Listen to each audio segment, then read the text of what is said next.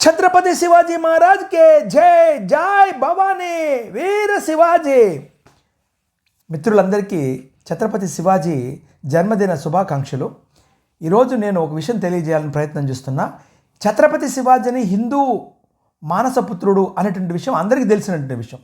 హిందూ పదపాదీషా, హిందూ స్వరాజ్య నిర్మాత అయినటువంటి ఛత్రపతి శివాజీని హిందువులకు దూరం చేయాలని ఈరోజు కుట్రలు జరుగుతోంది. ఛత్రపతి శివాజీ హైందవ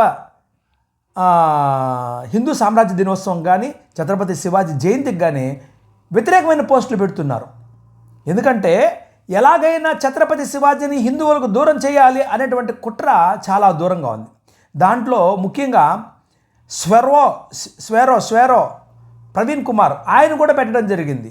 హిందూ వ్యతిరేకమైనటువంటి, నేను బౌద్ధుడు, తర్వాత ఇతర విషయాలు మాట్లాడేటువంటి వ్యక్తి, హిందూ నాశనం చెప్పేటువంటి వ్యక్తి కూడా ఛత్రపతి శివాజీ యొక్క శుభాకాంక్షలు చెప్పడం. దళిత బహుజనుడు అంట. అరే బేవకూఫ్స్, ఆయన బహుజనుడా, తర్వాత ఇదే అదే కాదు, అది మొదట హిందువు. మీరు కూడా మొదట హిందువులే, తర్వాత మీ కులము. ఈ చిన్న విషయం మర్చిపోతున్నారు.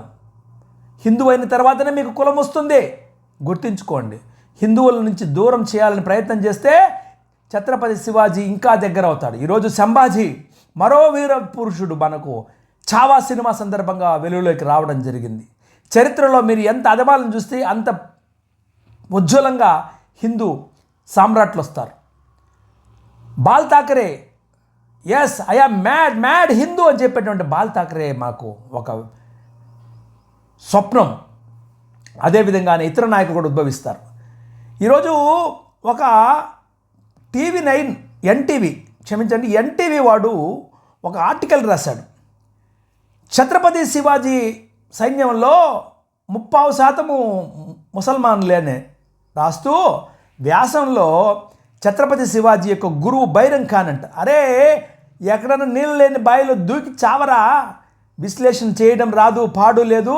ఛత్రపతి శివాజీ యొక్క గురువు దాదాజీ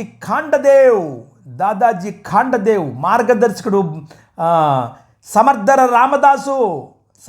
రామదాసు దాదాజీ ఖాండదేవ్ ఆధ్వర్యంలో, తల్లి జీజాబాయి ఆధ్వర్యంలో అపురూపమైనటువంటి హిందూ సామ్రాట్గా ఉద్భవించాడు ఛత్రపతి శివాజీ. ఇంత అబద్ధాలు రాస్తే అది చదివేటువంటి వెధవలు. బైరంగ్ ఖాన్ ఎవరు? అక్బర్ మంత్రి, అక్బర్ సైన్యాధిపతి.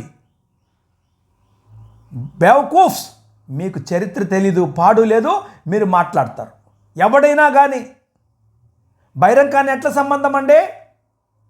తర్వాత 30 మంది ముసల్మాన్లు. అవును, ఛత్రపతి శివాజీలో శివాజీ యొక్క వరుసలలో, సైన్యం వరుసలలో మూడో వ్యక్తి రామారావు, ఆయన వెనకాల పాలేల్కర్, ఆయన వెనకాల ఉండేటువంటి శోభాల్కర్, ఆ తర్వాత ఉన్న మూడో వ్యక్తి మీరు చెప్పినటువంటి వ్యక్తి.